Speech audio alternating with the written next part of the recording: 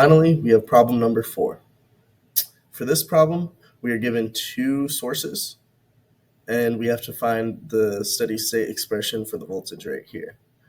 To do that, all we have to do is just use the law of superposition, which states that the voltage is equal to the voltage it experiences from this one plus the voltage it experiences from this source. So essentially, you just turn one off at a time, find the steady state expression through VO, which we already know how to do, and then add that with the other one. So step 1 would be to turn off VB and just pretend it's not even in the circuit. That would mean that you have this voltage source, an inductor in parallel with a resistor, and this capacitor up here.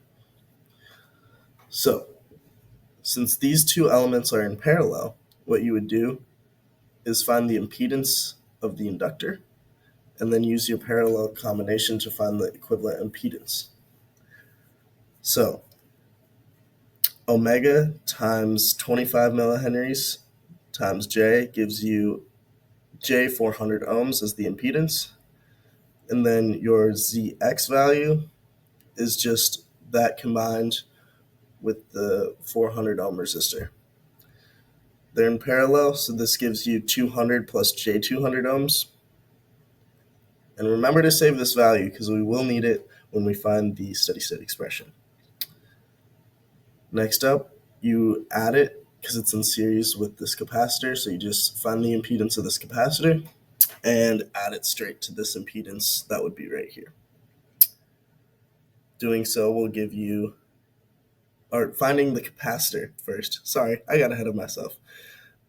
The impedance of the capacitor is negative J 100 ohms, and then adding that with the ZX value gives you an equivalent impedance of 200 plus J 100 ohms. Next up, we plug that into our equation for steady state voltage. VO equals VG times the ratio between Rx over R equivalent. So 10 angle 0, because remember we're using just this one, no phase angle. 10 angle 0 times 200 plus J 200 over 200 plus J 100 will give you a rectangular form of 12 plus J 4 volts. Converting that to polar, we get 12.6 angle 18.4 volts. And putting that back into cosine form gives you 12.6 cosine 16,000 T plus 18.4 volts. So that is our steady state for just VA. Save this value, and now we will turn off VA, pretend it's not in the circuit, and focus on VB. As you can see, VB is upside down, so you may want to draw your picture accordingly. Either way, this inductor and this capacitor are now in series because VA is not in the circuit. So we do the same thing that we did in the other step. But remember that they have different impedances because there's different frequency for VB. That means we have to find the impedances all over again. Doing so will give you an impedance of J 100 ohms for the inductor and negative J 400 ohms for the capacitor. Combining them in series gives you J 133.333333333 ohms. Next up, they are in series. These two, when you combine them, are in series with this 400 ohm resistance. So you can find the equivalent impedance, which is 400 plus J 133.33333 ohms. Next up, we just plug those values into the equation.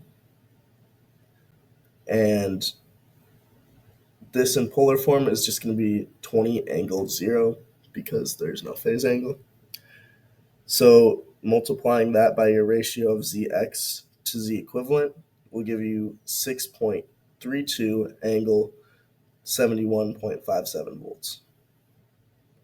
Expressing that in your cosine form will give you 6.32 cosine 4000 T plus 71.6 degrees.